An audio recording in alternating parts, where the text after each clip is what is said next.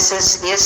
Selvi, Head, Department of English, J.J. College of Arts and Science, Pudukkottai, presenting A.D. Hope's poem, Australia. Introduction to the author, A.D. Hope. Alex Derwent Hope was an Australian poet and essayist known for his satirical slant. He was born on 21st July 1907 in Cooma, Australia. The Australian poet A.D. Hope is best known for his elegies and satires. He began publishing poems when he was 14 years old. He taught at various Australian universities, including Sydney Teachers College and Melbourne University, until his retirement in 1972.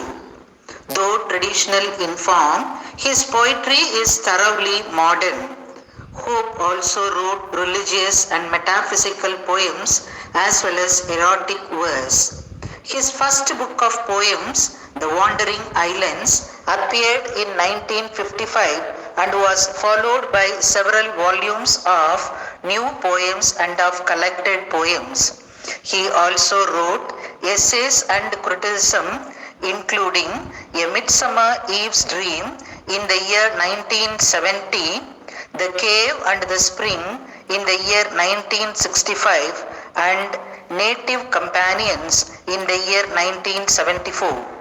He was made a member of the Order of the British Empire in 1972 and a companion of the Order of Australia in 1981. He passed away on 13th July 2000 in Canberra, Australia. He was referred to in an American journal as the 20th century's greatest 18th century poet.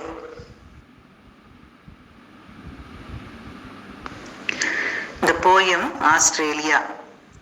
A nation of trees, drab green and desolate grey, in the field uniform of modern vast, darkens her hills, those endless outstretched paths of sphinx demolished or stone line worn away.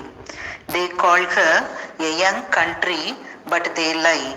She is the last of lands, the emptiest, a woman beyond her change of life, a breast still tender, but within the womb is dry.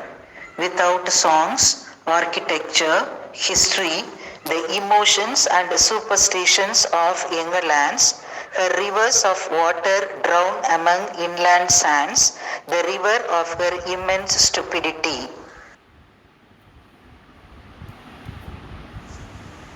Floods her monotonous tribes from Cairns to Perth.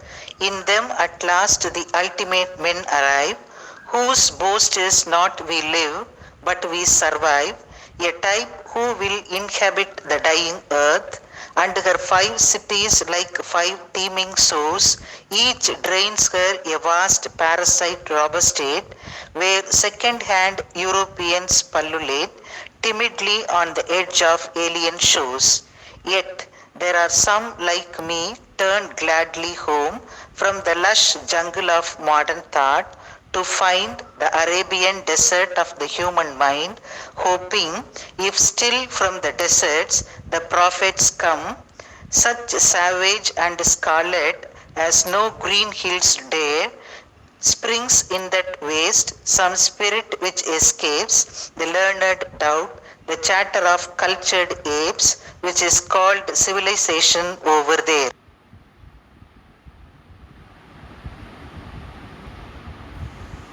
In the poem Australia, A.D. Hope expresses his disillusionment with what is taking place in Australia.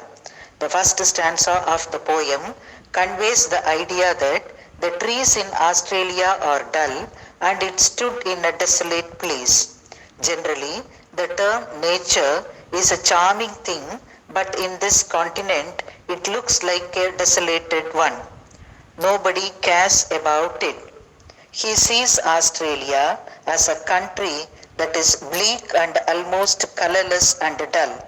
This very much resembles the field uniform of modern wars, where everything is in shade of grey and green. Many people give importance to their outer appearance. They do not care about inner beauty. Appearances can be deceptive. The author compares the country to a phoenix. This phoenix was a figure from Egyptian myths which possessed the body of a lion and the head of a man. This comparison could be directly related to the author's vision of Australia.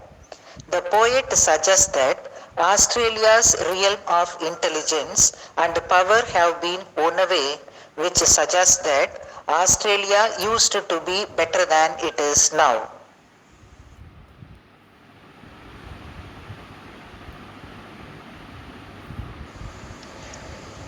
In the second stanza, the author says that the people in Australia are heterogeneous in their tradition. People outside Australia have mistaken notions about it. They regard her as a young country which is not. She has been emptied of all her charms. Australia may be considered young by the world's standards, but it is empty within.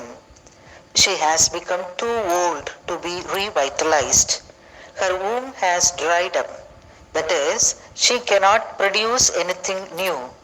The attractions are superficial, like those of a woman who, despite her old age and loss of fertility, has still got soft breasts. He points out the vulnerability of land and the theme of rebellion. By reading this poem, the readers come to know that he is against his country. He says that there is no proper sense with respect to their culture. He adds that they are not creative and independent.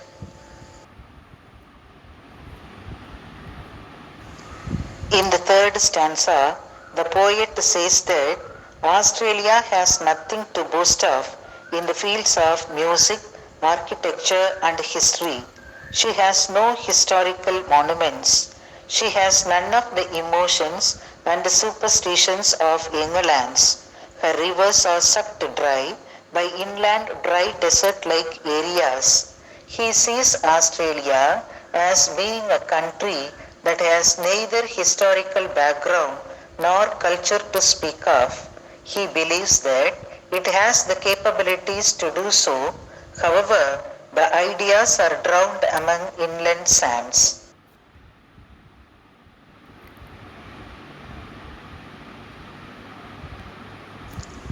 Here, Australia is portrayed as a country that is nothing at all, where there are monotonous tribes from Cairns to Perth. From the famous spot, Cairns to Perth, there is only flow of stupidity. He says that the people are stupid and foolish. The people who come to live in Australia do not boast of living, but rather merely surviving.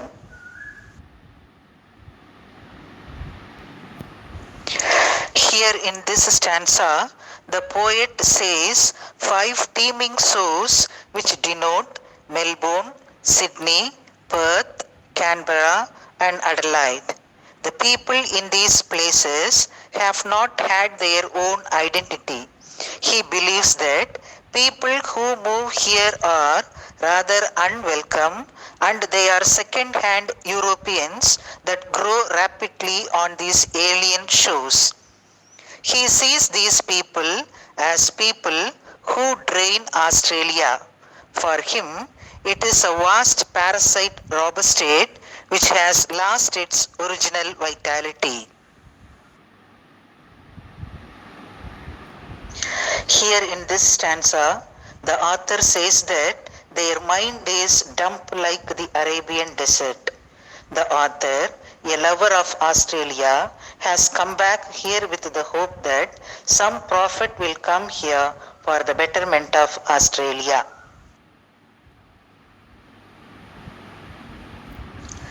The last 2 stanzas refer to the modern civilization of Australia. For hope, The civilization of Australia is nothing but the false imitation of cultured apes, which is mistaken as modern civilization. He thinks that savages and sadhus wearing scarlet dress are superior to such civilized people. A.D. Hope uses imageries as a means to convey meaning to the poem. In this poem, A.D. Hope says that his country is intentionally dramatized. The poem gives a kind of negative perception regarding Australian culture. It reflects the lack of individualism and spiritual poverty. Australia is the continent with an ambiguous state. The people lost their individuality and uniqueness. They lost everything what is typically human. Hope attached the very serious problem which concerns not only here in Australia but the whole modern world. And he ends the poem with a positive note. He says that some profit would emerge or come from the Australian ground for the betterment of Australia and the whole modern world. Thank you.